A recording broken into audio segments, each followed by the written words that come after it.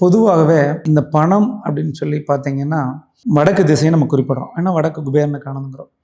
இப்போது ஒரு ஆண் மகனுக்கு தொழிலில் வெற்றி அடையணும், இல்லை அவர் போகக்கூடிய வேலையில் ப்ரொமோஷன் கிடைச்சா அடுத்தடுத்த கம்பெனின்னு அவர் போய் அதன் மூலிமா மிகப்பெரிய அளவில் பணம் ஈட்டணும் அப்படின்னு பார்த்தீங்கன்னா கிழக்கு பகுதி எப்போவுமே சரியாக இருக்கும். கிழக்கு பகுதி எல்லை வர கட்டப்படாத வீடாக இருக்கும். அதில் 2 விஷயமா நம்ம எடுப்போம்.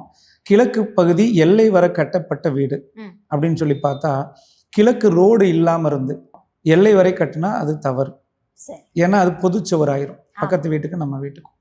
அதனால எப்போவுமே கிழக்கு பகுதியில் குறைஞ்சது ஒரு 5 அடி அளவுக்கு கொஞ்சம் கேப் இடைவெளி விட்டு கட்டினாங்கன்னா ரொம்ப சிறப்பாக இருக்கும். அப்போ தான் ஆண் வெற்றி அடைய முடியும்.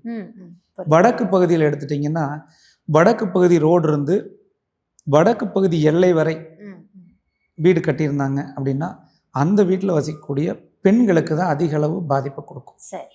பெண் ஒரு தொழிலுக்கு போகணும், தொழில் முனைவராக இருந்தாலும் அதில் நஷ்டத்தை ஏற்படுத்தி கொடுக்கும்.